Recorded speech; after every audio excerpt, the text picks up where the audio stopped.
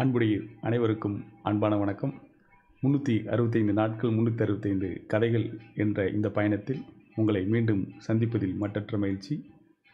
இந்த கதை பயணம் நேரலை 2 முக்கிய காரணங்களுக்காக துவங்கப்பட்டது. முதல் முக்கிய காரணம், நிகழ்காலத்தில் நிகழும் நிகழ்வுகளின் அடிப்படையில்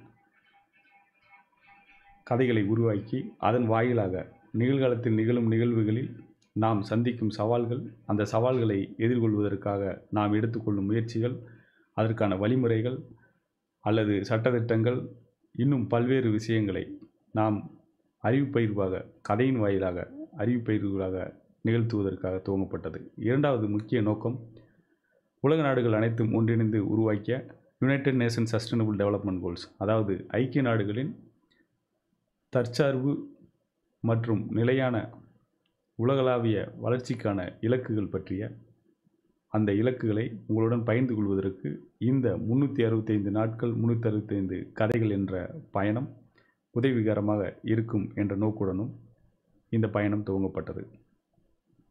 இதுவே 2 முக்கிய நோக்கங்கள். ஸோ நம்ம இதில் என்ன சொல்ல போகிறோம் அப்படின்னா, ஒரு கதையை சொல்லி அந்த கதைக்குள்ளே நம்ம பல்வேறு விஷயங்கள், நம்ம வாழ்க்கையில் நடக்கிற விஷயங்களை, மேலும் நமக்கு தினசரி வாழ்க்கைக்கு பயன்படக்கூடிய விஷயங்களை சொல்லிட்டு வரோம். அந்த வகையில் இன்றைக்கி நம்ம பார்க்க போகிற கதை என்ன அப்படின்னா, சீர் செய்வோம் அப்படின்ற ஒரு கதை தான் இன்றைக்கி நம்ம பார்க்க போகிறோம். சீர் செய்வோம் அப்படின்னு உங்களுக்கு இந்த தலைப்பை பார்த்தோன்னே ஒரு ஐடியா கிடச்சிருக்கும், நம்ம இதை பற்றி பேசுவோம், என்ன விஷயத்தை பற்றி பேசுவோம் அப்படின்னு. ஆனால் அந்த உங்களுடைய யூகத்தெல்லாம் கொஞ்சம் மாற்றி அமைக்கிறாப்புல தான் இந்த கதை இருக்க போகுது. இந்த கதையை பார்க்கலாம். ஒவ்வொரு நாளும் நம்ம வெவ்வேறு வகையான பிரச்சனைகள், இல்லை சவால்கள், பிரச்சனைகள் சொல்கிறத விட சவால்கள், அந்த சவால்களை எப்படி நம்ம எதிர்கொள்ளலாம், அதுக்கு நம்மளுடைய முயற்சிகள் எப்படி இருக்கணும் அப்படின்றத பார்த்துக்கிட்டு வரோம். இது வெறும் கதைகள் மட்டும் இல்லைன்றதை நான் உறுதியாக உங்ககிட்ட சொல்லிக்கிற முடியும். ஏன்னா இது நம்மளுடைய மிக முக்கியமாக அந்த முதல் நோக்கம் சொன்னேன்ல, அது எல்லாருக்குமா பயன்படுமா அப்படின்றது எனக்கு தெரியல. ஆனால் சமூகத்தில் ஒரு நல்ல மாற்றம், இல்லை நம்ம விரும்பக்கூடிய சமூகம் வேணும்னு நினச்சி முயற்சி பண்ணுற எல்லா மக்களுக்கும் அது பயன்படும். கண்டிப்பாக யாரும் ஒரு மோசமான சமூகம் வேணும்னு யாரும் விருப்பப்படுறதில்லை. ஆனால் நம்ம அந்த எண்ண ஓட்டத்தை, அதாவது நல்ல சமூகத்தை உருவாக்க முடியுன்ற ஒரு நம்பிக்கை இருப்பாங்கள்ல, நம்பிக்கையோடு இருக்கிறவங்க தான் ரொம்ப ரொம்ப இந்த விஷயங்கள் அவங்களுக்கு பயன்படும். அடுத்த கட்டமாக அந்த நம்பிக்கையை வளர்த்துக்கிறதுக்கு இது உதவலாம். நம்பிக்கை இல்லாதவங்களுக்கு, நம்பிக்கை இருக்கிறவங்களுக்கு செயல்படுறதுக்கு இது உதவலாம். நம்பிக்கை இல்லாதவங்களுக்கு நம்பிக்கையை வளர்த்துக்கிறதுக்கு உதவலாம்.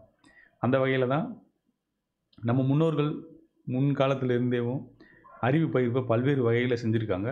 அதில் ஒரு வகை கதை சொல்கிற வகை. ஸோ அதை அடிப்படையாக வச்சு தான் இன்றைக்கி இந்த கதை சொல்கிற முறையும் எடுத்திருக்கு.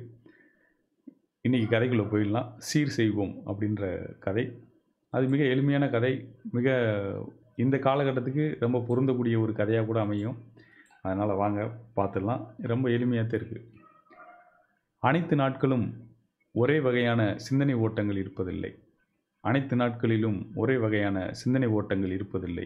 இன்று காலை நான் வழக்கம்போல் SAF கேம்ப்ஸ் வில்லேஜுக்கு புகுந்து அங்கே எனது 10 கிலோமீட்டர் ஓட்டத்தை முடித்துவிட்டு வீடு திரும்பலாம் என்ற எண்ணத்துடன் புறப்பட்டேன். வார இறுதி நாட்களில் காலை நேரத்தில் சென்னையின் சாலை வெறிச்சோடி கிடக்கும்.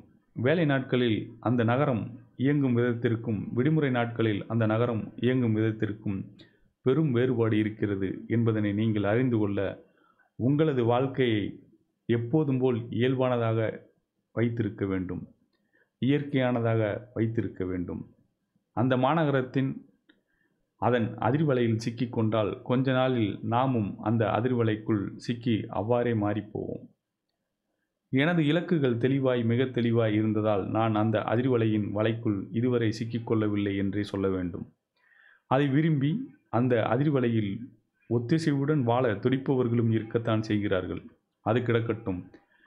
CMBT, அதாவது கோயம்பேடு பேருந்து நிலையத்தை ஒட்டிய ஒரு இடத்தில் இவ்வளவு அருமையான மரங்களுடன் சூழ்ந்த அமைதியான, குழந்தைகளுக்கும் பெரியவர்களுக்கும் பயன்படும் பல பூங்காக்களுடன் விளையாட்டு திடல்கள் அமைந்த ஒரு இடம் இருப்பது பலருக்கு தெரியாமல் கூட இருக்கலாம். தினமும் காலையில் அங்கு மக்கள் ஓட்டப்பயிற்சி, நடைப்பயிற்சி துவங்கி பல்வேறு விதமான விளையாட்டுக்களை விளையாடி கொண்டிருப்பதையும் காண முடியும். எனக்கு நடைப்பயிற்சி மற்றும் ஓட்டப்பயிற்சிக்கு மிகச் சிறந்த இடமாக அது கிடைத்தது. அன்று 10 கிலோமீட்டர் திட்டமிட்டிருந்ததால், அதாவது 10 கிலோமீட்டர் ஓட்டத்தை திட்டமிட்டிருந்ததால், ஒரே இடத்தை சுற்ற வேண்டாம் என்ற எண்ணத்துடன் ஓடிக்கொண்டிருந்தேன். ஓடிக்கொண்டே இருந்த எனக்கு திடீரென ஒரு யோசனை தோன்றியது. நான் ஏன் இங்கிருந்து ஓடி ஜெய்நகர், சென்னை மாநகராட்சி பூங்கா வரை ஓடிவிட்டு திரும்பி வரக்கூடாது என்று நினைத்தேன். நீண்ட தூர ஓட்டத்திற்கு ஒரு முடிவிலா சாலை இருந்தால் எப்போதும் விரும்பி ஓடுவதற்கு ஊக்கம் கிடைக்கும். அந்த வகையில் 400 மீட்டர் விளையாட்டு திடலை 25 முறை ஓடி 10 கிலோமீட்டர் முடிப்பதை விட ஒரு முடிவில்லா சாலையில் 10 கிலோமீட்டர் ஓடுவது மிகவும் உற்சாகத்தை ஏற்படுத்தும் மனநிலை எனக்கு. குறைந்தபட்சம் ஒரு திசையில் 5 கிலோமீட்டர் தூரம் திரும்பி ஒரு 5 கிலோமீட்டர் தூரமும் ஓடி அந்த 10 கிலோமீட்டர் தூரத்தை முடிப்பது அடிப்படை தேவையாக அமைந்துவிடும் எனக்கு. அதுவும் இயலாத தருணங்களில் 4 முறை 2.5 கிலோமீட்டர் தூரத்தை ஓடி கடக்க முயல்வேன். இன்றும் ஏறக்குறைய அதே முயற்சிதான். சென்னையிலிருந்து மும்பை செல்லும் அந்த தேசிய நெடுஞ்சாலையில் ஓடத் துவங்கினேன். அன்று விடுமுறை நாளாக இருந்தாலும் வெளியூரிலிருந்து வந்த வாகனங்கள் கோயம்பேடு பேருந்து நிலையம் அருகே பெரும் நெரிசலை ஏற்படுத்தியிருந்தன. எனது வெளியில் ஓடும் திட்டம் சரியானதில்லை என்பதனை உணர்ந்து இந்த ஒரே சுற்றுடன் இந்த திட்டத்தினை முடித்துக் கொள்வதாய் முடிவெடுத்து என் திட்டத்தினை நானே சீர் செய்தேன். திட்டமிட்டபடி சிஎம்பிடி மாநகராட்சி பேருந்துகள் நுழைவாயிலுக்கு அருகில் இருந்த இடத்தில் சுற்றி கொண்டு ஓடி வந்தேன். அங்கு என் கண்முன்னே கண்டது என் கண்களை விட்டு நீங்கவில்லை. ஆம், இந்திய ஒன்றியத்தின் மிகப்பெரிய ஜனநாயக நிகழ்வை நிகழ்த்தி நாம் ஒரு ஜனநாயக நாடு என்று உலகையும் நம்மையும் நம்பி வாழ வைத்து கொண்டிருக்கும் மாநில தேர்தல் ஆணையத்தின் கட்டிடம்தான் அது. இது இந்திய ஒன்றிய அரசின் மாநில கிளை அலுவலகம் என்றுதான் சொல்ல வேண்டும். அந்த பிரம்மாண்டத்தை ரசித்தபடி ஓடிக்கொண்டிருக்கையில் இவ்வளவு பிரம்மாண்டமான அலுவலகம், இவர்கள் உண்மையில் என்னதான் செய்கிறார்கள் என்பதனை அறிந்து கொள்ளும் அவா ஏற்பட்டது. ஓடி முடித்ததும் இன்று அதை அறிந்து கொள்ள வேண்டும் என்று முடிவு செய்தேன். ஓடி முடித்து வீடு திரும்பி அனைத்து பணிகளையும் முடித்து கணினியின் முன் அமர்ந்தேன். பள்ளியில் தேர்தல் ஆணையம் பற்றி படித்தது வேறு, இன்று நான் இது குறித்து தேடுவது வேறு. தகவல்கள் ஒன்றாகவும் இருக்கலாம், வெவ்வேறாகவும் இருக்கலாம்.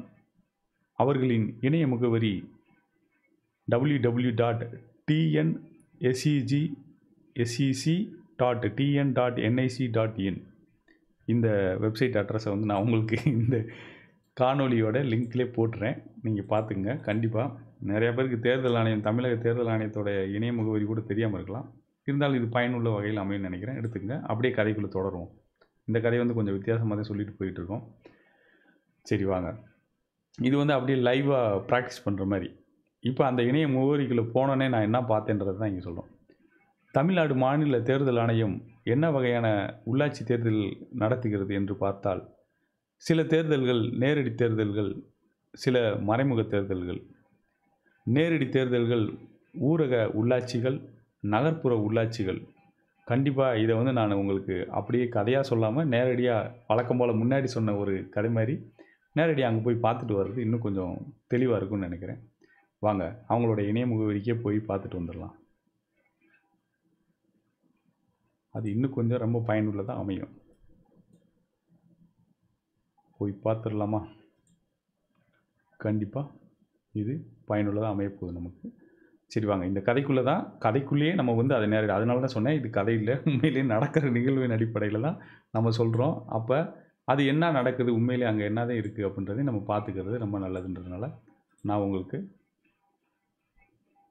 அந்த விஷயத்துக்குள்ளே கூப்பிட்டு போயிடுறேன்.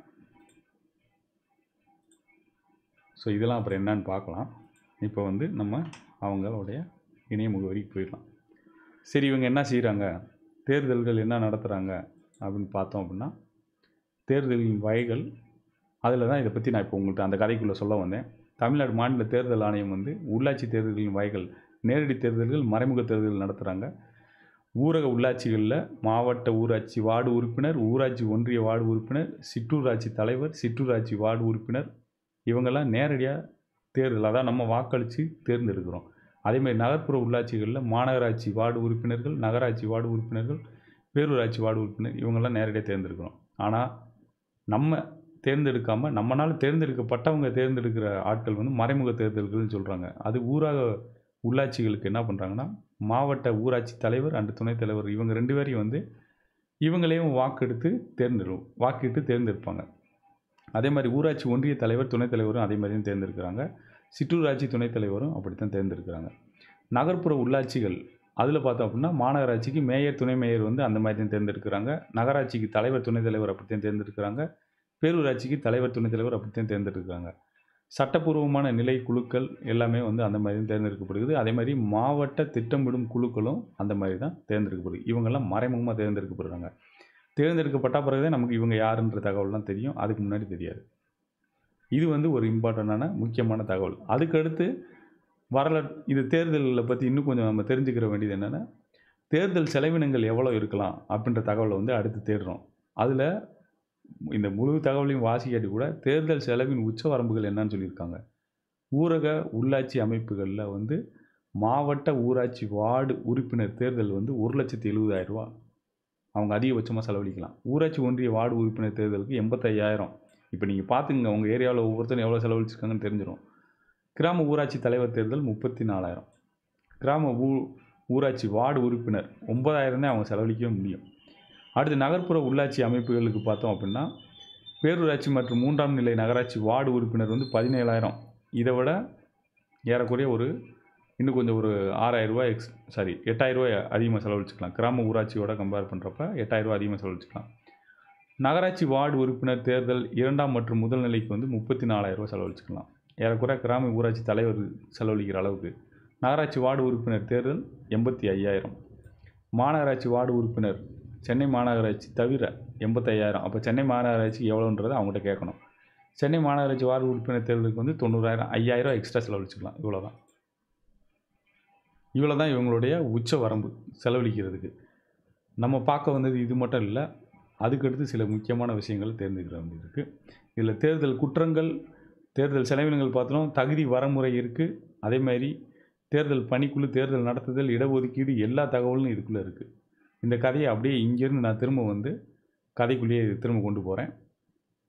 அதனால் நான் இந்த பக்கத்தை வச்சிடுறேன். அந்த இணைய முகவரியை கண்டிப்பாக பயன்படுத்தி மேலும் பல தகவல்களை அறிஞ்சிக்கலாம் நம்ம. சரி, கதைக்குள்ளேயே நான் திரும்ப வரேன்.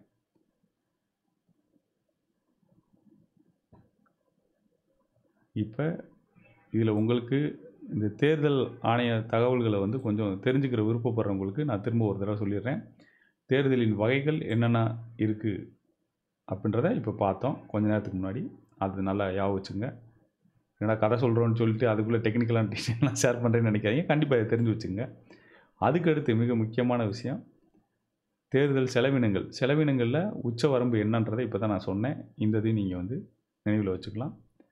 அதுக்கடுத்து நமக்கு ரொம்ப முக்கியமான விஷயம் அப்படின்னு பார்த்தோம் அப்படின்னா, தேர்தலில் குற்றங்கள் இருக்குது, தகுதி வரன்முறைகள் இருக்குது. அதேமாதிரி தேர்தல் பணிக்குழு எப்படி இருக்கும், செய்யக்கூடியவை செய்யக்கூடாதவை இருக்குது, தேர்தல் நடத்துதல் இருக்குது, இடஒதுக்கீடு என்னன்ற தகவல்களும் இருக்குது. நான் இப்போ எதுக்கு இந்த 2-3 விஷயங்களை முக்கியமாக சொன்னேன் அப்படின்னா, இப்போ தகுதி வரன்முறைகள்லாம் நீங்கள் பார்த்தீங்கன்னா, இதில் நீங்கள் வந்து தேர்தலில் போட்டியிடுறதுக்கு என்னென்ன வேணும் அப்படின்றது சம்மந்தமானதை இதை சொல்கிறாங்க. ஒரு வாக்காளருக்கான தகுதி என்ன இருக்குது அப்படின்றத இங்கே சொல்லியிருக்காங்க. ஊரக நகர்ப்புற உள்ளாட்சிகளுக்கு என்னென்ன இருக்குன்றதை இங்கே சொல்லியிருக்காங்க. இன்னும் நிறையா விஷயங்களை ஈவன் இது தமிழில் மட்டும் இல்லை, இங்கிலீஷ்லேயும் இருக்குது. இங்கிலீஷ் வெர்ஷன்லையும் நீங்கள் பார்த்துக்கலாம். தகவல் அறியும் உரிமை சட்டத்தின் கீழே போனீங்க அப்படின்னா இதே இணையதளத்தில் இன்னும் நிறையா விஷயங்கள் இருக்குது. இருந்தாலும் தகவல் அறியும் உரிமை சட்டத்தின் கீழே வந்தீங்கன்னா இங்கே வந்து உங்களுக்கு மொத்தம் இந்த நிர்வாக அமைப்பு என்னன்றதை தெரிஞ்சுக்கிற முடியும். அதில் யார் யார் என்னென்ன இதுக்கு செயல்படுறாங்க அப்படின்றது. அதேமாதிரி என்னென்ன விஷயத்துக்கு வேலை நேரம் என்னது, குறைதீர்க்கும் முறைக்கு என்ன வழிமுறையை பயன்படுத்தணும், அதுக்கடுத்து மாநில தேர்தல் அலுவலருடைய பொறுப்புகள் என்ன, மாநில தேர்தல் அலுவலர் நகர்ப்புறத்துக்கு, ஊரகத்துக்கு, நகர்ப்புறத்துக்கு, மாவட்ட அளவில் யார் அதுக்கு பொறுப்பு, அப்புறம் அந்த பொறுப்பான மாவட்ட தேர்தல் அலுவலர் வந்து என்னென்ன செய்யணும், அவங்களுக்கான கடமைகள் என்ன இருக்குது, வாக்காளர் பதிவு அலுவலர் ஊரகம் என்ன செய்யணும், வாக்காளர் பதிவு அலுவலர் நகர்ப்புறம் என்ன செய்யணும், தேர்தல் நடத்தும் அலுவலர் இவங்களோடது என்ன, எல்லா தகவல்களும் இங்கே இருக்குது. நீங்கள் கண்டிப்பாக எடுத்து பார்த்துக்கலாம். ஸோ இது பூரா நமக்கு அடிப்படையில் தேவையான விஷயங்கள் தான். இதில் நீங்கள் வந்து வேட்பாளர்கள் செலுத்த வேண்டிய வைப்பு தொகை ஒவ்வொருத்தருக்கும் வந்து எவ்வளோ அமௌண்ட் அப்படின்றத இங்கே வந்து குறிப்பிட்டிருக்காங்க. எவ்வளோ அமௌண்ட் வந்து அவங்க வைப்பு தொகையாக வைக்கணும் அப்படின்றது.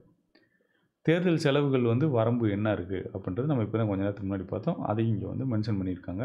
நகர்ப்புறத்துக்கு என்ன இருக்குது, அதே இது வந்து மாவட்ட வார்டு உறுப்பினர்களுக்கு தேர்தல் செலவுகள் உச்சவரம்பு எவ்வளவு, அது என்ன விதியின் கீழே 1995 விதி 121 படி என்ன இருக்குது அப்படின்ற தகவல்கள் இங்கே இருக்குது.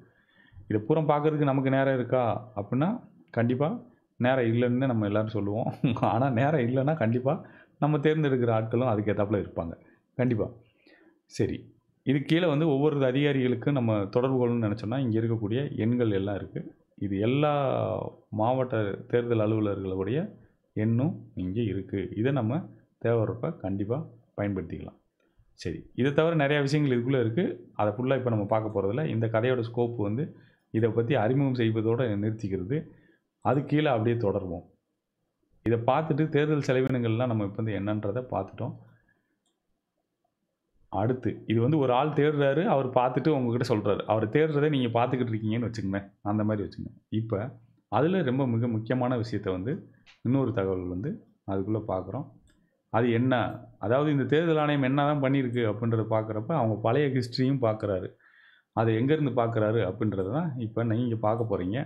அது என்னென்னா ப்ரீ இண்டிபெண்டன்ஸ், அதாவது சுதந்திரம் அடைவதற்கு முன்னாடி இருந்து இன்றைக்கி வரைக்கும் என்ன நிலவரம் அப்படின்றது தான் இதுக்குள்ளே அவர் சொல்ல வர்ற விஷயம். ஸோ இந்த தகவல்கள் வந்து உங்களுக்கு கண்டிப்பாக பயனுள்ளதாக இருக்கும். இதில் குயிக்காக பார்த்துருவோம். அதாவது 1920லேருந்து, அதாவது Madras presidency legislative council election அப்போ நடந்த 1920லேருந்து 21 வரைக்கும் நடந்தது பார்த்தோம் அப்படின்னா ஜஸ்டிஸ் பார்ட்டி அப்படின்ற பார்ட்டி அப்போ இருந்திருக்கு. அது முதலாக நடந்த தேர்தலில் அப்போ யார் தேர்ந்தெடுக்கப்பட்டாங்க அப்படின்ற நேம் இங்கே, லீடரோட நேம் இங்கே இருக்குது. எலெக்டட் சீஃப் மினிஸ்டர் யாருன்றதையும் அங்கே இருக்குது. அந்த கட்சியோட பார்ட்டி லீடர் யாருன்றது இருக்குது, அவங்கள பற்றி தகவல் இருக்குது. அதே மாதிரி எலெக்டட் சீஃப் மினிஸ்டர் யார் அப்படின்ற தகவலும் இருக்குது. அதே மாதிரி 1923, 26, 30, 34 வரைக்கும், அதாவது சுதந்திரம் அடைகிறதுக்கு முன்னாடி, சரிங்களா, இதெல்லாம் நடந்தது. அதே மாதிரி 46 வரைக்கும் என்ன இருக்குது, அப்போ தான் இந்தியன் நேஷனல் காங்கிரஸே வருது. அதுக்கு முன்னாடி பாருங்கள், இந்தியன் நேஷனல் காங்கிரஸ்ன்ற ஒரு கட்சி கூட கிடையாது. ஸோ சுதந்திர போராட்டத்தை வந்து இந்தியா முழுவதும் ஒன்றிணைத்து நடத்தணும் அப்படின்ற ஒரு சூழல் வர்றப்போ தான் இந்தியன் நேஷனல் காங்கிரஸ்ன்றதே ஃபார்ம் பண்ணுறாங்க. நிறைய பேருக்கு நமக்கு தெரியவே தெரியாது. இருந்தாலும் இந்த சமயத்தில் நான் அதை சொல்லிக்கிற விருப்பப்படுறேன். ஸ்கூலில் படிச்சிருப்போம், ஆனால் மறந்துருப்போம். அடுத்து போஸ்ட் இண்டிபெண்டன்ஸ், விடுதலை, அதாவது நம்ம சுதந்திரம் அடைஞ்ச பிறகு ஆங்கிலேயர்கிட்டருந்து, அதுக்கப்புறம் நம்ம வந்து ஒரு 1950 ரிப்பப்ளிக்கை அனௌன்ஸ் பண்ண பிறகு இருந்து தேர்தல் நடந்த கூட 1952 ஃபஸ்ட் அசம்பிளி, அதில் ஃபுல்லாக இந்தியன் நேஷனல் காங்கிரஸ் தான் இருக்கும். அவங்க தான் வந்து வின் பண்ணிட்டு வராங்க 62 வரைக்கும். 67 தான் ஃபஸ்ட்டு, அதாவது 4th அசம்பிளி தமிழ்நாட்டில் டிஎம்கே வந்து அதில் ஃபஸ்ட்டு வின் ஆகி வராங்க. அதுக்கடுத்து என்ன நடந்தது அப்படின்றத ஒரு கிராஃபாக பார்த்துருவோம். ஏன்னா டைம் கம்மியாக இருக்குது நமக்கு. பார்த்துட்டோன்னா 1957 இங்கே இருக்கக்கூடிய கட்சிகள் பார்த்துங்க. அந்த ப்ளூ கலர் வந்து இந்தியன் நேஷனல் காங்கிரஸ், அவங்க தான் வந்து லீடிங்கில் போயிட்டுருக்காங்க. அதுக்கப்புறம் 1967 டிஎம்கேவோட குரோத்தை பார்த்துக்குங்க. 1957 67 வரைக்கும். 67 அவங்க தேர் பிகேம் பார்ட்டி, அவங்க பார்ட்டி வந்து பவருக்கு வருது. அதுக்கடுத்து 1977 வந்து ஏடிஎம்கே க்ரீன் கலரு, அங்கேருந்து அவங்க அடித்து ஒரு 15 வருஷம். இப்போ வந்து அப்போ எம்ஜிஆர் இருந்த டைம், அந்த 15 வருஷம் அவங்க தான் தொடர்ந்து 3 முறை தொடர்ந்து அவரோட ஆட்சி நடந்துக்கிட்டு இருக்குது. 77 84 வரையும் நடந்துக்கிட்டே வருது. அதாவது 3 தடவை கண்டினியூஸாக அவங்க ஜெயிச்சு வந்துக்கிட்டே இருக்கார். அதுக்கப்புறம் திரும்ப 89 வந்து எம்ஜிஆருக்கு அப்புறம் 89 வந்து டிஎம்கே திரும்ப வருது. அதுக்கப்புறம் திரும்ப 91 ஏடிஎம்கே, 96 திரும்ப டிஎம்கே, அதுக்கப்புறம் ஏடிஎம்கே, அதுக்கப்புறம் திரும்ப டிஎம்கே, திரும்ப இப்போ ஏடிஎம்கே. இதுதான் ஹிஸ்டாரிக்கலாக தமிழகத்தில் வந்து கட்சிகளுடைய மாற்றம் நடந்துக்கிட்டு இருக்குது 1957 அதாவது நம்ம சுதந்திரம் அடைந்த பிறகு. இது வந்து வரலாற்று ரீதியாக நம்ம தெரிஞ்சுக்கிற வேண்டிய இதை பற்றிய ஒவ்வொரு எலெக்ஷன் அப்பையும் யார் என்ன நிலைமையில் இருந்தாங்கன்றதுக்கான மேப் இருக்குது. இதெல்லாம் நீங்கள் வந்து டைம் கிடைக்கிறப்ப கண்டிப்பாக பாருங்கள், உங்களுக்கு பயனுள்ள வகையில் இருக்கும்னு நான் நம்புகிறேன். சரி, கதைக்குள்ளே திரும்ப போயிடலாமா?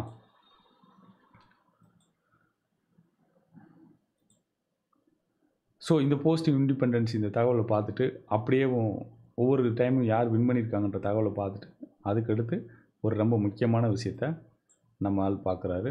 அது ஆல் இண்டியா லெவலில் என்னதான் லோக்சபாவில் இப்போ நம்மளுடைய விடுதலைக்கு அப்புறம் என்ன நடந்திருக்குன்ற தகவலையும் பார்க்குறோம். அதையும் பார்த்துடலாம். இங்கே போயிட்டு நீங்கள் எல்லா ரிப்போர்ட்டுமே டவுன்லோட் பண்ணி எடுத்துக்கிற முடியும்.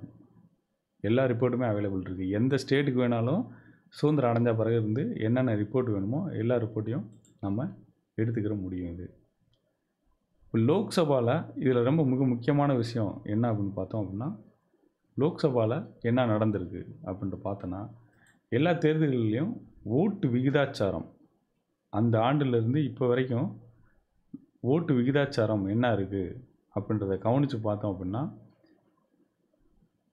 அதாவது வெற்றி பெற்ற கட்சி, வெற்றி பெற்று ஆட்சி அமைச்ச கட்சி 1951லேருந்து 2014 வரைக்கும் இல்லை 19 வரைக்குமே 17 லோக்சபா எலெக்ஷன் நடந்திருக்கு. அதில் வெற்றி பெற்ற கட்சிகளில் வந்து அவங்க மேக்ஸிமம் மெஜாரிட்டி சீட்டு வாங்கி அவங்க ஆட்சி அமைச்சா கூட அதிகபட்சமாக மிக மிக அதிகபட்சமாக இதுவரைக்கும் ஓட்டு விகிதாச்சாரம் அதிகமாக இருந்தது எந்த ஆண்டில் நடந்திருக்கு அப்படின்னா, அதாவது 8வது லோக்சபாவில் 1984 நடந்திருக்கு. அப்போ எவ்வளோ வந்துங்க 49.1% வந்து ஐஎன்சி இந்தியன் நேஷனல் காங்கிரஸ் வந்து வின் பண்ணியிருக்கு. அப்போ இதன்படி மற்ற எல்லா சமயத்திலும் வெறும் குறைந்தபட்சம் எவ்வளோ இருக்குதுன்னு நினைக்கிறீங்க? நீங்கள் நம்பவே மாட்டீங்க. ஜெயிச்ச கட்சியோட ஓட்டு விகிதாச்சாரமே வந்து 20% இருந்திருக்கு. பிஜேபி இப்போ கடந்த பல முறை ஜெயிச்சு வந்துக்கிட்டு இருக்காங்க. 1996, 98, 99 எல்லா டைமே அவங்க 20, 25, 23%. இப்போ 2014, 19 31.34, 37.4% இருக்குது. இதிலிருந்து அனைத்து தேர்தல்களையும் உற்று நோக்கும்போது வெற்றி பெற்று ஆட்சி அமைக்கும் கட்சிகள் கூட அங்கு வாழும் மக்களின் 50%த்திற்கும் குறைவான மக்களுக்கு கூட பிரதிநிதி ஆவதில்லை. இதிலேருந்து நமக்கு புரிஞ்சுக்கிற வேண்டியது என்ன அப்படின்னா, வெற்றி பெற்றவங்க கூட அந்த நாட்டில் இருக்க மக்கள் தொகையோட 50%, அந்த நாட்டை விடுங்க, வாக்களித்தவர்களின் விகிதாச்சாரத்தில் 50% கூட அவங்க வர்றதில்லை. அப்படியானால் அவர்கள் மக்களுக்காக, ஏன் அவர்களுக்கு வாக்களித்த கட்சிக்காரர்களுக்காக கூட சிறப்பாக எதையும் செய்வது என்பது ஆகாத காரியம். அதை தாண்டி நாட்டின் நலன், நாட்டு மக்களின் நிலை என செயல்பட அவர்களுக்குள் ஓடும் சிந்தனை ஓட்டங்கள் சீர் செய்யப்பட வேண்டும். அதை தனியே திட்டமிட்டு சீர் செய்தல் என்பது தகுந்த ஆட்களை தகுந்த பணியில் சேர்ப்பது போன்ற செயலை விட மிகவும் கடினமானது என்பது நமக்கு எல்லாம் தெரிந்த விஷயமே. ஆனால் அதற்கு மிக எளிமையான வழி ஒன்று இருக்கிறது. நாம் அனைவருமே நமது சிந்தனைகளை, சொற்களை, செயல்களை சீர் செய்து வாழத் துவங்குவது. அப்படி ஒரு சூழல் நமக்கு மிகச்சிறந்த வாழ்வியலை தரும். அதன் பிறகு அரசு என்பது கூட தேவையற்று போய்விடும். ஒரு தற்சார்பு வாழ்வியல் ஏற்பட்டுவிடும். ஐக்கிய நாடுகளின் நிலையான தற்சார்பு வளர்ச்சிக்கான உலகளாவிய இலக்குகள் அதற்கான துவக்க புள்ளியாக கூட இருக்கலாம். ஆமாம், அது என்ன? ஐக்கிய நாடுகளின் நிலையான தற்சார்பு வளர்ச்சிக்கான உலகளாவிய இலக்குகள் என்று தானே கேட்கிறீர்கள். வாங்க, அதை பற்றியும் அறிந்து கொள்வோம். அதற்கு முன் என்னுடன் ஒரு உறுதிமொழி எடுத்துக்கொள்ளுங்கள். நமது சிந்தனை, சொல், செயல்களை சீர் செய்து செயல்படுவோம் என்று என்னுடன் இணைந்து உறுதிமொழி எடுத்துக்கொள்ளுங்கள். இப்போ அப்படியே இதோட இந்த கதை முடியுது. அதுக்கடுத்து நம்ம வந்து இந்த United nation sustainable development goals என்னன்றதை பற்றி கொஞ்சம் அப்படியே குயிக்காக பார்த்துடலாம். இது தினசரி நம்ம சொல்லிகிட்டே வரக்கூடிய ஒரு விஷயந்தான். இருந்தாலும் இன்றைக்கி வந்து அதில் ரொம்ப முக்கியமான விஷயத்தை நான் உங்கள்கிட்ட சொல்லிக்கிற விருப்பப்படுறேன். அதோடைய புதிதாக இன்றைக்கி கலந்துக்கிறவங்களுக்காக ஒரு சின்ன விஷயம் மட்டும். இந்த இலக்குகள் வந்து நான் முன்னாடி சொன்ன மாதிரியாகவும் உலக நாடுகள் அனைத்தும் ஒன்றிணைந்து உருவாக்கியது. அதனால தான் United nation sustainable development goals, ஐக்கிய நாடுகள், எல்லா நாடுகளும் இணைந்து அதில் இந்தியாவும் கையொப்பமிட்டிருக்கு. சரிங்களா? அப்போ இவங்கெல்லாம் சேர்ந்து என்ன பண்ணணும்னு நினைக்கிறாங்க அப்படின்னா, 2030க்குள்ளே ஒரு இன்றைக்கி இருக்கிறத விட பெட்டரான உலகத்தை உருவாக்கணும்னு நினைக்கிறாங்க. அந்த உலகம் பெட்டரான உலகம்னா எதை அடிப்படையாக சொல்கிறாங்கன்னா, ஒரு ரொம்ப முக்கியமாக சில விஷயங்களை வைக்கிறாங்க. அது என்னென்னா, ஒரு ஏழ்மையற்ற, அதேமாதிரி சமத்துவம் நிறைந்த, அதே சமயத்தில் மனிதர்கள் உருவாக்கிய தீங்கான செயல்கள்னால கிளைமேட் சேஞ்சில் ஏற்படும், அதாவது நமக்கு சுற்றுச்சூழலில் ஏற்பட்ட மாறுபாடுகள் இருக்குல்ல, அது வந்து திரும்ப மனிதர்களையும் மற்ற உயிர்களையும் பாதிக்குது. அப்போ ஏற்கனவே நம்ம செஞ்ச பாதிப்புகள்னால, அதாவது நம்ம செஞ்ச தீங்குனால, சுற்றுச்சூழலில் ஏற்பட்ட மாற்றங்கள்னால, நமக்கு பாதிப்பு மட்டும் இல்லாமல் இந்த புவியில் வாழக்கூடிய அனைத்து உயிர்களுக்கும் பாதிப்பு ஏற்படுத்துது. அப்போ அதுக்கு தேவையான விஷயங்களை உடனே ரிக்கவர் பண்ணி செய்கிறதுக்காக எமர்ஜென்சியாக நம்ம ஒரு ஆக்ஷன்ஸ் எடுத்து செயல்படணும். அது மட்டும் இல்லாமல் இனிமேல் வரக்கூடிய சமுதாயம், அதாவது இளைய சமுதாயம் வந்து சிறப்பாக வாழ்கிறதுக்கு ஏற்றாப்புல பூமியை வந்து ஒரு நல்ல முறையில் அவங்க கையில் திரும்ப ஒப்படைச்சிட்டு போகணும் அப்படின்ற விஷயங்களை வச்சுட்டு ஒரு 17 இலக்குகளை உருவாக்கியிருக்காங்க. அது வந்து நமக்கு வந்து ஒரு கைடு மாதிரி வச்சுக்கங்களேன். நம்ம என்ன செய்யணும் அப்படின்றதுக்கு ஒரு கைடு மாதிரி அந்த கோல்ஸ்லாம் இருக்குது. அதில் ஒரு தனி மனிதன், சாதாரண மனிதன், இப்போ நான் ஒரு சாதாரண ஆளாக இருந்தால் கூட என்னிட்ட இருந்து துவங்கி கவர்மெண்ட்டு நம்ம உருவாக்கின அரசுன்ற ஒரு மிகப்பெரிய அரசு இயந்திரம் வரைக்கும் எல்லாருமே அதில் பங்களிப்பு செய்து செயல்படணும் அப்படின்றத வந்து அடிப்படையாக வச்சு இந்த இலக்குகளை ஏற்படுத்தியிருக்காங்க. இந்த 17 இலக்குகளை பற்றி தினசரி நம்ம ஒவ்வொரு இலக்குகளாக பேசிட்டு வரோம். இன்றைக்கி நான் தேர்தல் இதை பற்றி, அதுக்குள்ளே இருக்கக்கூடிய சிக்கல்கள் பற்றி, அதில் நம்ம உலகத்துடைய ஜனநாயக நாடு அப்படின்னு நம்ம சொல்லிக்கிட்டால் கூட அதில் தேர்ந்தெடுக்கும் முறையில் எல்லாருக்கும் ரெப்ரசன்டேஷன் அங்கே இருக்கணும்னு நம்ம எவ்வளோ தான் முயற்சி பண்ணால் கூட என்ன ரெப்ரசன்டேஷன் வருது? வாக்களிப்பவர்கள் எண்ணிக்கையே குறைவாக இருக்குது. அதுக்கப்புறம் வாக்கு அளிப்பவர்களில் வெற்றி பெற்ற கட்சி அப்படின்னு நம்ம சொல்லக்கூடிய கட்சியோடைய ஓட்டு விகிதாச்சாரமே 30% தான் இருக்குது. நீங்கள் யோசித்து பாருங்கள். 23%, 30%, இன்னும் 49% ஒரே ஒரு தடவை தான் வந்திருக்கு. அப்போ வாக்களித்தவர்களில் 49%. அப்போ எல்லா கட்சிக்கும் இந்த ஓட்டு ஸ்ப்ளிட் ஆகி போயிருக்கு. அப்போ இந்த வெற்றி பெற்று வர்றவங்க வந்து கண்டிப்பாக எல்லாருக்கும் ஒரு பயன்பட வகையில் செயல்படணும் அப்படின்னா அவங்க வந்து நாடு, மக்கள், இல்லை இந்த உலகம் அப்படின்றத ஒரு பொதுவான கருத்தியலில் இருந்தால் மட்டும்தான் அவங்களால செயல்பட முடியும். அப்படி இல்லைன்னா நான் முன்னாடி சொன்ன மாதிரி, கதையில் சொன்ன மாதிரி, அந்த கட்சிக்காரவங்களுக்கு கூட சாட்டிஸ்ஃபை பண்ணுறதுக்கு அவங்க எதுவும் செஞ்சு முடிக்க முடியாது. அதான் நடந்துக்கிட்டு இருக்குது. அந்த காரணத்தினால தான் இந்த peace, justice and strong institution அப்படின்ற பாயிண்ட்டை வந்து நம்ம சொல்கிறோம். அதுக்காகத்தான் இந்த இலக்கு உருவாக்கியிருக்காங்க அவங்க எல்லோரும் சேர்ந்து. இந்த மாதிரி பல சவால்களை எதிர்நோக்கி எல்லா நாடுகளும் சந்தித்ததுனால இப்போ வந்து இந்த மாதிரி ஒரு இலக்கை பொதுவாக உலகத்துக்கு முழுவதுக்கும் ஒரு காமனான ஒரு இலக்கை ஏற்படுத்தி செயல்பட வேண்டிய நோக்கத்தோடு செயல்பட்டுக்கிட்டு வராங்க. இதில் என்ன பண்ணுறாங்க அப்படின்னா, நம்ம வந்து ஒரு அமைதியான, அதே மாதிரி எல்லாரையும் ஒன்றிணைத்து இணைந்து செயல்படக்கூடிய ஒரு தற்சார்பு வளர்ச்சியான ஒரு திட்டத்தை வந்து உருவாக்கணும். அதில் வந்து இருக்கக்கூடிய எல்லா மக்களுக்கும் வந்து நீதி கிடைக்கிறதுக்கான வாய்ப்பு இருக்கணும். அதாவது நீதித்துறை இப்போ நம்ம சொல்கிறோம்ல, அது அரசு, அதோடைய ஒரு அரசு கட்டமைப்பு தான். அந்த கட்டமைப்பில் அந்த நீதி வந்து எல்லாருக்குமே எளிதாக கிடைக்கக்கூடிய வகையில் இருக்கணும். அப்போ நம்ம எப்படி உருவாக்கணும், எல்லாருக்கும் அது அக்சசபிளாக இருக்கணும் அப்படின்னு சொல்லணும் அப்படின்னா, அதை எப்படி உருவாக்கணும் அப்படின்னா, சும்மா இருக்குன்னு மட்டும் சொல்ல முடியாது. அதை வந்து எஃபெக்டிவ்னா திறன்பட செயல்படக்கூடியதாக இருக்கணும். அக்கௌண்டபிள் அப்படின்னா பொறுப்பேற்று செயல்படக்கூடியவங்க தான். Inclusive institutions at all levels வந்துடும். எல்லா மட்டங்கள்லேயும் ஒரு கிராமத்திலேருந்து துவங்கி நம்ம வந்து இதோடைய டோட்டல் இன்ஸ்டிடியூஷனில் இந்த நம்மளுடைய அரசு சார்ந்த கட்டமைப்புகளுக்குள்ளே மிக உயர்ந்த நிலை எங்கே இருக்கோ அங்கே வரைக்கும் இதே மாதிரி செயல்திறன் மிக்க, பொறுப்பேற்கக்கூடிய, அதே சமயத்தில் எல்லாரையும் ஒன்றிணைந்து செயல்படக்கூடிய அரசு சார் அமைப்புகள் வந்து உருவாக்கணும் அப்படின்றது தான் இது அடிப்படை நோக்கம். இதுக்கு வந்து சில இலக்குகள் கொடுத்துருக்காங்க. இதெல்லாம் எப்படி நம்ம வெற்றிகரமாக செய்து முடிக்கிறதுக்குன்னு சொல்லிட்டு இங்கே ஒரு 12 இலக்குகள் டார்கெட்ஸ் இருக்குது. இந்த பீஸ், ஜஸ்டிஸ் அண்ட் ஸ்ட்ராங் இன்ஸ்டிடியூஷனை ப்ரொமோட் பண்ணுறதுக்கு என்னென்ன ஆக்ஷன்லாம் நம்ம செய்யணும்னு சொல்லி அதில் இதை பற்றி நம்ம ஏற்கனவே ஒவ்வொரு டைமும் பேசிட்டு வரோம். இன்றைக்கி வந்து நம்ம என்ன செய்வோம்னா, ஒவ்வொரு நாள் நான் முன்னாடி சொல்லியிருக்கேன், ஒரு இலக்கை வந்து நம்ம இன்ட்ரடியூஸ் பண்ணி வைக்கிறது ஒரு நாள், இன்னொரு நாள் வந்து இந்தியா வந்து அதில் என்ன நிலையில் இருக்குது அப்படின்றத நம்ம தெரிஞ்சுக்கிற வேண்டியது ரொம்ப அவசியம். அதனால் இன்றைக்கி இந்தியா அதில் என்ன நிலைமையில் இருக்குது, இந்த இலக்கு 16 SDG India index and dashboard, இதில் வந்து 16வது இலக்கில் என்ன நிலவரத்தில் இருக்காங்க இந்தியா அப்படின்றத நம்ம போய் பார்ப்போம். ஜஸ்ட் அதை செலக்ட் பண்ணிட்டு அப்படி நீங்கள் போனீங்கன்னா இந்திய வரைபடத்தில் நமக்கு தகவல்கள் கிடைக்கிது. இது மொத்த இலக்குகளில் எப்படி இருக்குன்றது தெரியுது. மொத்த இலக்கு 17 இலக்குலையும் பார்த்தீங்கன்னா சவுத் இந்தியா வந்து எல்லாம் க்ரீனில் இருக்குது. அப்போ நல்லா செயல்பட்டுக்கிட்டு இருக்காங்கன்னு அர்த்தம். சரியா? நார்த் இந்தியாவில் ஏறக்குறைய 2 ஸ்டேட் மட்டும்தான், ஹிமாச்சல் பிரதேசம், சிக்கிம் மட்டும்தான் அந்த டார்கெட் இருக்குல்ல. நம்ம இந்த குளோபல் கோல் முழுவதுக்கும் ஒவ்வொரு நாடுக்கும் டார்கெட் இருக்குது.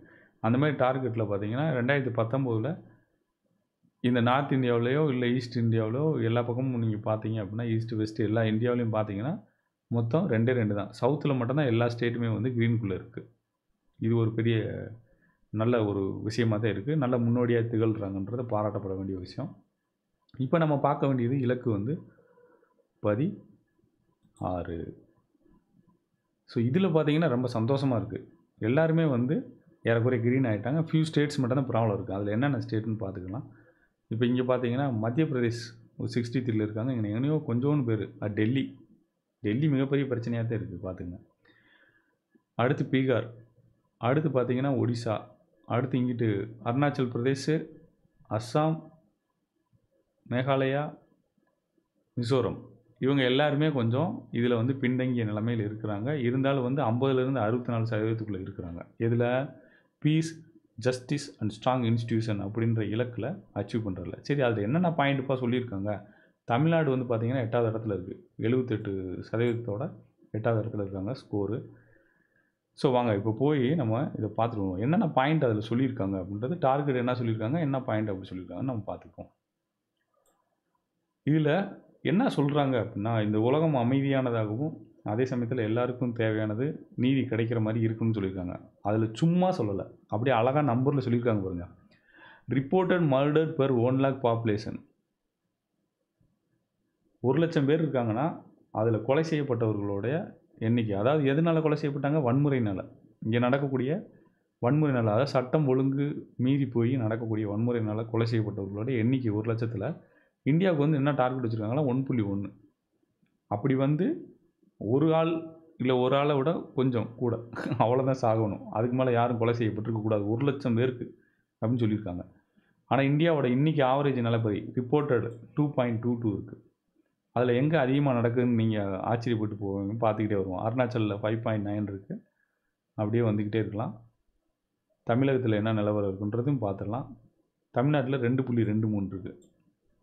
இந்தியாவோட ஆவரேஜுக்கு பக்கத்தில் இருக்குது. அப்போ சட்டம் ஒழுங்கு மீறி பொதுமக்களுக்கு கொலை 1,00,000 மக்களுக்கு கொல்லப்படுவங்களோட எண்ணிக்கை வந்து 2.23 இருக்குது தமிழகத்தில். அப்போ பார்த்துங்க, நீங்களே சும்மா கால்குலேட் பண்ணிக்கங்க. இது ரிப்போர்ட்டட் மீன்ஸ் அஃபிஷியலாக ரெக்கார்ட் ஆனது. அப்போ நீங்கள் கால்குலேட் பண்ணி பாருங்களேன். 2019 நம்ம வந்து இப்போ ஒரு தமிழகத்தோட மக்கள் தொகை வந்து ஒரு 6.5 கோடி இல்லை 7 கோடி கூட வச்சுங்க.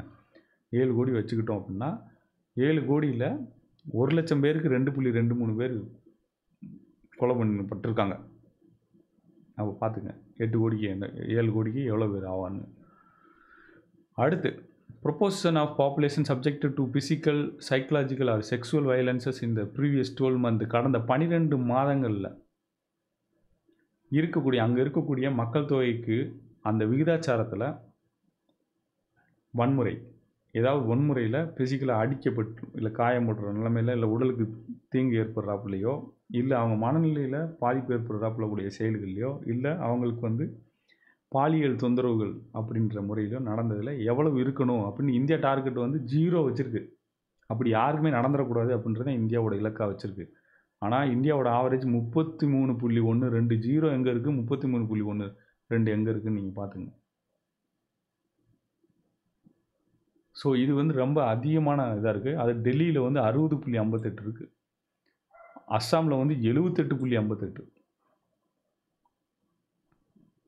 78. இங்கே வந்து டெல்லியில் 60.58.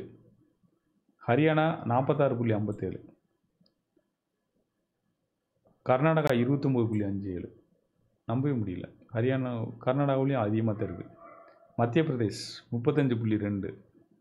மகாராஷ்டிரா 32.8. தமிழகத்தில் என்ன இருக்குன்னு பார்த்துடலாமா? வாங்க பார்த்துடலாம். தமிழகத்தோட நிலை 14.8. இது பார்த்துங்க, கடந்த 12 மாதத்தில் இதில் ஒரு மிகப்பெரிய ட்ரிக்கு ஒன்று இருக்குது. இதெல்லாம் கேஸாக ரெக்கார்ட் ஆகியிருந்தால் தான் நமக்கு தெரியும், இல்லைன்னா தெரியாது. போலீஸ் ஸ்டேஷனில் போய் கம்ப்ளைண்டே பண்ண முடியாத மாநிலங்கள் இருக்குது, ஊர் இருக்குது, இன்னும் இருக்குது. தமிழ்நாட்டுக்குள்ளே இருக்குது, கிராமங்கள் இருக்குது. நிறைய கேஸ் வந்து ரிப்போர்ட்டே ஆகவே ஆகாது. அதையும் நம்ம வந்து கவனத்தில் இதில் எடுத்துக்கணும். அடுத்து, reported cognizable crime against childrens per 1 lakh population. குழந்தைகளுக்கு எதிராகக்கூடிய நடக்கூடியது 0 தான் இருக்கணும், ஒன்றுமே இருக்கக்கூடாதுன்னு இந்தியா விருப்பப்படுது. ஆனால் இந்தியாவோட நிலவரி 28.9 ஆவரேஜ். அதில் அந்தமான் நிக்கோபாரில் வந்து 87.5 நடக்குன்றாங்க. ரொம்ப அதிகமாக தான் இருக்குது. சண்டிகர், சத்தீஸ்கர் எல்லாமே 60க்கு மேலே இருக்குது. அப்பா டெல்லியில் வந்து 140 குழந்தைகளுக்கு எதிராக. ஒருவேளை டெல்லியில் வந்து குழந்தைகள் கொஞ்சம் விழிப்புணர்வோடு இருக்கிறதுனால அங்கே ரிப்போர்ட் வந்து கிரைம் ரிப்போர்ட்டிங் நடக்குதுன்னு நினைக்கிறேன். அதாவது பதிவு செய்யப்படுது. ஆனால் இங்கே குழந்தைகளுக்கு நடக்கிறத யாராவது பதிவு செய்கிறாங்களா இல்லையா என்னன்னு தெரியல. நான் 2 நாளைக்கு முன்னாடி சொன்ன கதைகளில் கூட அது வந்து குழந்தைகளை பாதுகாக்கிறதுக்காக இருக்கக்கூடிய எண் 1098 அதை பற்றியான தகவல் பகிர்ந்துருந்தேன். வாய்ப்பு இருக்கிறவங்க அந்த காணொலியை போய் பார்த்துங்க. அதில் எல்லா தகவல்களும் இருக்குது. அது டீட்டெயிலாக பேசியிருக்கோம் அதில். அதுக்கடுத்து number of victims of human trafficking. இப்போ குழந்தை கடத்தப்படுதல் பல்வேறு காரணங்களுக்காக, சரிங்களா? அது குழந்தைகள் குழந்தைகள்ன்றதுக்காக இல்லை பெண்கள் அப்படின்றதுக்காக அவங்கள வந்து தகாத வழிமுறைகளில் பயன்படுத்துறது. ஃபார் எக்ஸாம்பிள் குழந்தைகள் எடுத்துகிட்டு போய் வேலைக்கு வச்சு சம்பளம் கம்மியாக கொடுப்பாங்கல்ல, அதிக நேரம் உழைக்க வைக்கலாம், ஆனால் சம்பளம் கம்மியாக கொடுக்கலாம். அதேமாரி குழந்தைகளை கடத்தி ப்ராஸ்டியூட், அதாவது விபச்சாரத்துக்காக அவங்க கடத்தி விற்கிறது. பெண் குழந்தைகள்லாம் நிறையா காணாமல் போகிறாங்க அப்படின்னா அது மாதிரி கடத்தி விற்கிறாங்க. அந்த மாதிரியான தொழில்கள்லாம் நடக்குது. வெளிநாட்டுக்கு கடத்தப்படுறதோ இல்லை வேறு மாநிலத்துக்கு கடத்தி விற்றுறதோ இது மாதிரிலாம் நல்லா நடக்க தான் செய்யுது. அது வேலை செய்கிறதுக்காகவும் இருக்கலாம், வீட்டு வேலை செய்கிறது, இது மாதிரி பல்வேறு இதுக்காக பண்ணுறாங்க. அப்படி நடக்கிறது வந்து 0 தான் இருக்கணும், அப்படி நடக்கவே கூடாதுன்னு சொல்லுது. ஆனால் எல்லாருமே எப்படியோ ஒரு ரிப்போர்ட்டட் கேஸ் படி பார்த்திங்கன்னா ஒரு எல்லாமே நல்லா ஒரு 1.2, 3, 5, 5.7 எல்லாமே ரிப்போர்ட்டட் கேஸே இவ்வளோ சொல்கிறாங்க. இதெல்லாம் இந்த மாதிரி போகிறவங்கள யாருமே ட்ரேஸ் பண்ணக்கூட முடியாது. ரிப்போர்ட்டடே கிடையவே கிடையாது. அது ரொம்ப சேலஞ்சிங்கான விஷயம். அடுத்து estimated number of court per 10 lakh people. ஒரு 10 லட்சம் பேர் இருக்கிறாங்கன்னா அவங்களுக்கு வந்து எத்தனை கோர்ட் இருக்கணும்னு சொல்லி டார்கெட் என்ன வச்சுருக்காங்க, 33.76 இருக்குன்றாங்க. 10 லட்சம் பேருக்கு 33 கோர்ட்டாவது இருக்குன்னு சொல்கிறாங்க. தமிழகத்தோட நிலவரம் என்னன்னு தெரியுமா உங்களுக்கு? ரொம்ப கம்மி. தமிழகத்தோட நிலவரத்தை பார்த்தீங்க அப்படின்னா இப்போ தமிழகத்தில் என்ன நிலவரம் சொல்கிறாங்க, 9.5 தான் இருக்குது. 33 டார்கெட்டே, இந்தியாவுக்கு டார்கெட்டே 33. இந்தியாவில் தமிழகத்தில் 9 தான் இருக்குது. அப்போ எப்படி இப்போ வந்து கோர்ட்டில் நிறையா தேங்கி கிடக்குது, எதுக்குமே தீர்ப்பு வர மாட்டேங்குது, எல்லாமே லேட்டாக்குறாங்க அப்படின்னு சொல்கிறப்ப இந்த number of courts per 10 lakh people அப்படின்னு 10 lakh பர்சன் அப்படின்றது வந்து ரேஷியோவே இங்கே அச்சீவ் ஆகலை. அப்போ எப்படி அது முடியும்? அந்த மாதிரி விஷயம். அடுத்து cases reported under prevention of corruption act and related sections. இது நல்லா பார்த்துங்க. 10 லட்சம் பேர் வந்து கேஸ் எவ்வளோ தூரம் ஃபைல் பண்ணியிருக்காங்க அப்படின்னா 0.16 தான் இருக்கணும் அப்படின்றது வந்து டார்கெட்டாக இருக்குது. ஆனால் பல இடங்களில் 0.32, 1.23லாம் போயிருக்கு. தமிழகத்தில் என்ன நிலவரம் இருக்குதுன்னு பார்த்துக்கலாமா? வாங்க பார்த்துக்கலாம். தமிழகத்தோடைய நிலவரம் வந்து 0.37. இதுக்கு முக்கிய காரணம் என்ன நினைக்கிறீங்க? நான் சும்மா அன்னைக்கு கூட சொல்லிகிட்டு இருந்தேன் உங்ககிட்ட. அதாவது நமக்கும் அரசுக்கும் நேரடியாக தொடர்புன்றது வந்து பார்த்திங்கன்னா ஒரு 10 விஷயத்தில் கண்டிப்பாக நம்ம தொடர்பு கொள்ள வேண்டியிருக்கும். நிலம் வாங்குறதுக்கு, பைக் வாங்குறப்ப, ஏர்போர்ட்டில், அதாவது நம்ம ஏதாவது விசா எடுக்கிறப்ப, இல்லை பாஸ்போர்ட் அப்ளை பண்ணுறப்ப, இல்லை ஆதார் கார்டு வாங்குறப்ப, இல்லை வீட்டுக்கு மின்சார கனெக்ஷன் கொடுக்குறப்ப, இல்லை தண்ணி கனெக்ஷன் கொடுக்குறப்ப, இந்த மாதிரி விஷயங்களுக்காக நம்ம தொடர்பு கொள்வோம். அப்புறம் பைக்கு லைசன்ஸ் வாங்க போகிறப்ப, இந்த மாதிரி ஒரு 10, 12 இதுக்காக அரசுக்கும் நமக்கும் நேரடியாக தொடர்பு இருக்குன்னு வச்சுங்க. இதில் அட்லீஸ்ட் ஒரு 10%, இப்போ 10 செயல்களில் ஒரு இதுக்காவது நீங்கள் காசு கொடுக்காம வந்து செஞ்சுட்டு வந்துட்டீங்கன்னு சொல்லுங்கள். ஆனால் எல்லா இடத்துலையுமே வந்து இது மாதிரி லஞ்சம் கேட்டால் நீங்கள் வந்து நான் ரிப்போர்ட் பண்ணுங்கள் அப்படின்றது. ரிப்போர்ட் பண்ணியிருந்தால் இந்த ரேஷியோ வந்து இந்த டேட்டா வந்து இந்த டேட்டாவாக இருக்காது. ஏன் ரிப்போர்ட் பண்ண தயங்குறோம் அப்படின்றத எல்லோரும் நம்ம யோசிக்கணும். அடுத்து பர்த் ரெஜிஸ்ட்ரேஷன். குழந்தைகள் பிறப்பை வந்து 100% வந்து பதிவு பண்ணியிருக்கணும் அப்படின்னு சொல்லுங்கள். ஏன்னா இது ஒரு முக்கியமானது இண்டிகேட்டர். சரியா? அந்த முக்கியமான இண்டிகேட்டர் 100% சொல்கிறாங்க. இதில் பார்த்தீங்கன்னா ஆச்சரியமான டேட்டாலாம் இருக்குது. அருணாச்சல் பிரதேசில் 192.55% பண்ணியிருக்கேன்றாங்க. அதெல்லாம் என்ன கணக்குன்னு எனக்கு இன்னும் கண்டுபிடிக்கணும், தேடிதேன். நிறைய இடத்துல 100%க்கு மேலே இருக்குது. அது எப்படி பண்ணாங்கன்னு தெரியல. நான் யோசித்தபடி ஒரு வேளை பழைய, அதாவது இந்த ப்ராசஸை ஸ்டார்ட் பண்ணுறதுக்கு முன்னாடி பிறந்தவங்களுடைய டேட்டாவும் கவர் பண்ணி எல்லாம் என்ட்ரு பண்ணதுனால 100%க்கு மேலேன்னு சொல்கிறாங்களா என்னன்னு தெரியல. ஃபார் எக்ஸாம்பிளுக்கு 2010 இந்த ப்ராஜெக்ட் ஸ்டார்ட் பண்ணியிருக்காங்க. இல்லை 15க்கு மேலே தான் கண்டிப்பாக ஸ்டார்ட் பண்ணியிருக்க முடியும். 2015க்கு மேலே இந்த ப்ராஜெக்ட் ஸ்டார்ட் பண்ணியிருக்காங்கன்னு வச்சுக்கோங்க. அப்போ 2015க்கு மேலே இருக்க டேட்டாவில் 2015க்கு முன்னாடி பிறந்தவங்க அவங்களோடையும் ரெஜிஸ்டர் பண்ணி டேட்டா அப்டேட் பண்ணி வச்சுருக்காங்களா என்னன்னு தெரியல. ஆனால் என்ன காரணத்தை கொண்டு 100%ன்னு போடுறப்ப 100%க்கு மேலே எப்படி பண்ணுறாங்கன்றது ஆச்சரியம். இப்போ 1000 பேர் பிறந்திருக்காங்கன்னா 1000 பேர் தானே ஒரு ரிஜிஸ்ட்ரேஷன் பண்ண முடியும். 1000 பேர் ரெஜிஸ்டர் பண்ணால் கண்டிப்பாக 100%. எப்படி அதுக்கு மேலே பண்ணாங்கன்னு தெரியல. இந்த மாதிரி இந்தியாவோட நிலவரம் வந்து இந்த இலக்கு பீஸ், ஜஸ்டிஸ் அண்ட் ஸ்ட்ராங் இன்ஸ்டிடியூஷனில் இருக்குது. இதை பற்றிய தகவல்களை கண்டிப்பாக உங்கள் நண்பர்கள்ட்ட, உறவுகள்கிட்ட எல்லாத்தையும் இந்த லிங்க்கை பகிர்ந்துக்குங்க. எல்லா தகவலுமே வந்து நான் இந்த காணொலியோட இதில் இருக்குது. நீங்கள் அதை கண்டிப்பாக பயன்படுத்திக்கலாம். இது நிச்சயமாக பல்வேறு வகையில் பயன்படுறதா அமையும். கண்டிப்பாக பாருங்கள். இது தேர்தல்ன்ற அடிப்படையில் இது துவங்கப்பட்டு அதை பற்றி பேசப்பட்டால் கூட இதுக்குள்ளே நிறையா விஷயங்கள் வந்து நமக்கு இருக்குது. சரி, அடுத்து மிக முக்கியமான விஷயமா சொல்லிக்கிறேன். நாளைக்கு வந்து ஞாயிற்றுக்கிழமை வந்து ஒரு பயிற்சி வகுப்பு இருக்குது. அதை கண்டிப்பாக விருப்பம் இருக்கிறவங்க வந்து கலந்துக்கலாம். நாளை வந்து 4:30 மணிக்கு இந்த பயிற்சி வகுப்பு வந்து துவங்குது. இது என்ன பயிற்சி அப்படின்னு பார்த்தீங்கன்னா, கவிதை எழுதுறதுக்கான ஒரு பயிற்சி. ஸோ விருப்பம் இருக்கிறவங்க இதை கலந்துக்குங்க. நேரலையில் வரும். அதுக்கான முகவரி எல்லாம் இருக்குது இங்கே. இல்லைனா நீங்கள் ஆடிஆர்சியோடைய முகநூல் பக்கத்தில் பார்த்துக்கலாம். இந்த பயிற்சி வகுப்பு வந்து கவிதை எழுதுறதுக்கு எனக்கு எழுதவே தெரியாது, இது வரைக்கும் நான் எழுதுனதே இல்லை அப்படின்னு நீங்கள் நினச்சா கூட ஒன்றும் பிரச்சனை இல்லை. வாங்க, நாளைக்கு எழுதிடலாம். இன்றைக்கி நான் இப்போ கதை எழுதுறதோ இதெல்லாம் வந்து எப்படி எழுதுறேன்னு நினைக்கிறீங்க? அன்னன்னைக்கு தான் எழுதி நான் சொல்லிக்கிட்டு இருக்கேன் உங்களுக்கு. அப்போ இதுக்கு பல்வேறு நிகழ்வுகள் நம்மளை சுற்றி நடக்கிறத கவனிச்சிருந்தாலே போதும், நம்மளால் வந்து எழுத முடியும். அது எழுதுறதுக்கு எளிமையான வழிமுறைகள் அப்படியே நம்ம அங்கே ஆன் தி ஸ்பாட் நம்ம எழுதுவோம். அந்த மாதிரி இருக்குது. உண்மையிலே உங்களுக்கு எழுத தெரியுமா? இதெல்லாம் சொல்லிக் கொடுக்குறதுக்கு உங்களுக்கு என்ன தெரியும் அப்படின்னு நீங்கள் கேட்கலாம். கண்டிப்பாக தெரியும், ஓரளவுக்கு எனக்கு தெரியும். அதனால் வந்து கண்டிப்பாக நாளைக்கு உங்களுக்கு பயனுள்ள வகையில் சொல்கிறேன். ஒருவேளை என்னுடைய எழுதும் திறனை பற்றி உங்களுக்கு ஏதாவது கேள்வி இருக்குது அப்படின்னா, நீங்கள் ஜஸ்ட்டு கூகுளில் வந்து கருவெளி ராசமகேந்திரன் சர்ச் பண்ணி பாருங்கள், தெரியும். அது மூலமாக உங்களுக்கு வந்து சரி எழுதுறதுக்கு இவருக்கு எழுத வரும் போல் அப்படின்னு சொல்லி நீங்கள் தெரிஞ்சுக்கலாம். ஆனால் சில வழிமுறைகளை வந்து நான் உங்களுக்கு சொல்லித்தரேன். அதை பயன்படுத்தினீங்கன்னா கண்டிப்பாக நீங்கள் எழுத முடியும். ஏன் எழுதணும் அப்படின்றது இங்கே ரொம்ப முக்கியமான விஷயம். நீங்கள் நல்லா யோசித்து பாருங்கள். நம்ம அப்படி இருந்தோம், இப்படி இருந்தோம், நிறையா கதைகள் இங்கே எல்லோரும் பெரியவங்க சொல்கிறாங்க. அந்த காலத்தில் இந்த நாடு வந்து அப்படி இருந்துச்சு, ரொம்ப செல்வ செழிப்பாக இருந்துச்சு அப்படின்னு திருவள்ளுவர் திருக்குறள் இப்போ கையில் கிடச்சனால தான் அப்பா எவ்வளோ ப்ரில்லியண்ட்டான ஆட்கள் அந்த காலத்தில் வாழ்ந்துருக்காங்கன்னு தெரிய வந்திருக்கு. இல்லைன்னா நமக்கு தெரியாது. ஸோ அப்போ இந்த காலத்தில் வாழ்ந்த மக்கள் எப்படி வாழ்ந்தாங்க, என்ன செஞ்சாங்கன்றதுக்கு தகவல்கள் நம்ம விட்டுட்டு போகணும்ல வருங்கால தலைமுறைக்கு. அப்போ அதை பதிவு பண்ணணும். அதை முறைப்படி பதிவு பண்ணுறதுக்கு ஒரு வழிமுறை தான் எழுதுறது. அந்த எழுதுறதுல ஒரு வழிமுறை தான் வந்து கவிதை எழுதுறது.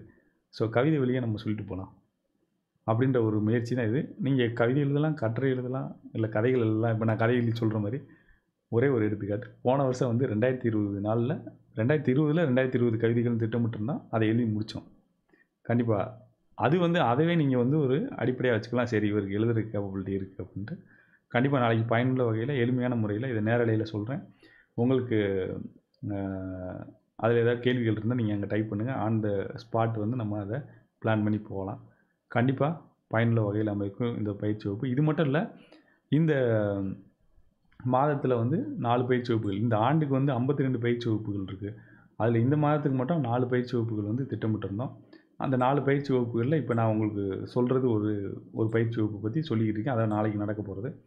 அதுக்கு அடுத்தடுத்த வாரங்களில் என்ன நடக்குன்றதையும் இப்போ நான் உங்கள்கிட்ட சொல்லிடுறேன். மேபி அது வந்து உங்களுக்கு அடுத்து பயனுள்ளதாக இருக்கும்னு நினைக்கிறேன். ஒரே நிமிடம். மார்ச் மாதத்தில் இருக்கக்கூடிய பயிற்சி வகுப்புகளை நான் உங்களுக்கு சொல்லிடுறேன்.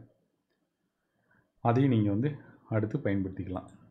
சரி, இதுதான் நமக்கு வந்து ஒரே நிமிடம். மார்ச் மாதத்தில் நடக்கக்கூடிய பயிற்சி வகுப்புகள், அதில் 2வது பயிற்சி வகுப்பு தான் இப்போ நான் வந்து உங்கள்கிட்ட சொல்லிக்கிட்டு இருக்கிறது, கவிதை எழுதலாம்னு வாங்கன்ட்டு. மார்ச் மாதத்தில் நடக்கக்கூடிய 4 பயிற்சி வகுப்புகள் வந்து குப்பை, அது ஏற்கனவே முடிஞ்சு, ஆனால் அது முடியல, இப்போ வந்து தொடங்கியிருக்கோம். இனிமேல் நிறையா தகவல் வரும். நாளைக்கு கற்றுக்கிற போது கவிதை எழுதலாம் வாங்க. அதுக்கடுத்து 21ஆம் விண்ட் இண்டஸ்ட்ரி சம்மந்தமான தகவல்களை சொல்லக்கூடிய பயிற்சி வகுப்பு, அது இந்தியன் விண்ட் கண்டிஷனை பற்றி. 28 மார்ச் வந்து குவாலிட்டி எஜுகேஷனை பற்றி சொல்ல போகிறோம். இதுதான் இந்த மாதத்துக்கான பயிற்சி வகுப்பு. 52 வாரமும் வந்து ஞாயிற்றுக்கிழமை பயிற்சி வகுப்புகள் இருக்குது. எய்தர் காலையில் 10:30க்கோ இல்லை வந்து மாலை 4:30க்கோ திட்டமிட்டிருக்கோம். ஒரு மாதம் வந்து 4:30ன்னா அடுத்த மாதம் வந்து காலையில் 10:30 இந்த மாதிரி திட்டமிட்டு இந்த பயிற்சி வகுப்புகள் போயிட்டுருக்கு. எல்லாமே இலவசமான பயிற்சி வகுப்புகள். ஆனால் உங்கள்கிட்ட ஒரு வேண்டுகோள் மட்டும் வைக்கிறேன்.